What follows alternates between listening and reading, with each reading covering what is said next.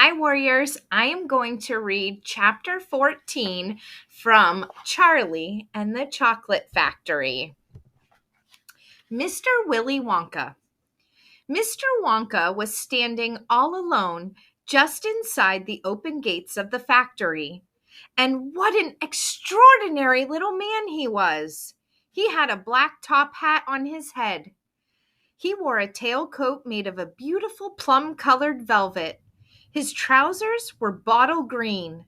His gloves were pearly gray. And in one hand, he carried a fine gold-topped walking cane. Covering his chin, there was a small, neat, pointed black beard, a goatee. And his eyes were most marvelously bright. They seemed to be sparkling and twinkling at you all the time. The whole face, in fact, was alight with fun and laughter. And oh, how clever he looked! How quick and sharp and full of life! He kept making quick, jerky little movements with his head, cocking it this way and that, and taking everything in with those bright, twinkling eyes. He was like a squirrel in the quickness of his movements, like a quick, clever old squirrel from the park. Suddenly, he did a funny little skipping dance in the snow, and he spread his arms wide and he smiled at the 5 children who were clustered near the gates, and he called out, "Welcome, my little friends! Welcome to the factory!" His voice was high and fluty. "Will you come forward one at a time, please?" he called out, "and bring your parents. Then show me your golden ticket and give me your name. Who's first?" The big fat boy stepped up. "I'm Augustus Gloop," he said. "Augustus!" cried Mr. Wonka, seizing his hand and pumping it up and down with terrific force. "My dear boy, how good to see you! Delighted! Charmed! Overjoyed to have you with us. And these are your parents? How nice! Come in, come in! That's right! Step through the gates." Mr. Wonka was clearly just as excited as everybody else. "My name," said the next child to go forward, "is Veruca Salt." "My dear Veruca, how do you do? What a pleasure this is. You do have an interesting name, don't you? I always thought that a verruca was a sort of wart that you got on the sole of your foot. But I must be wrong, mustn't I? How pretty you look in that lovely mink coat. I'm so glad you could come. Dear me, this is going to be such an exciting day. I do hope you enjoy it. I'm sure you will. I know you will. Your father, how are you, Mr. Salt?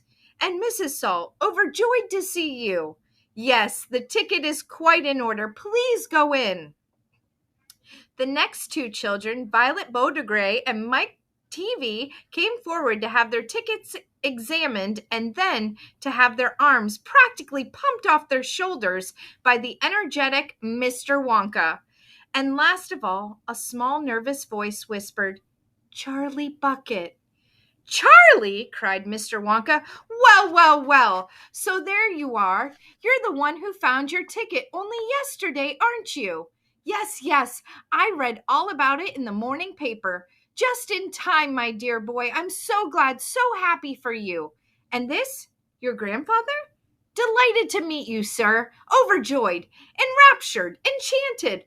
All right, excellent. Is everybody in now? 5 children. Yes, good. Good. Now, will you please follow me? Our tour is about to begin. But do keep together. Please don't wander off by yourselves. I shouldn't like to lose any of you at this stage of the proceedings. Oh, dear me, no." Charlie glanced back over his shoulder and saw the great iron entrance gate slowly closing behind him. The crowds on the outside were still pushing and shouting. Charlie took a last look at them. Then, as the gates closed with a clang, all sight of the outside world disappeared. "Here we are," cried Mr. Wonka, trotting along in front of the group. "Through the big red door, please. That's right. It's nice and warm inside." I have to keep it warm inside the factory because of the workers. My workers are used to extremely hot climate.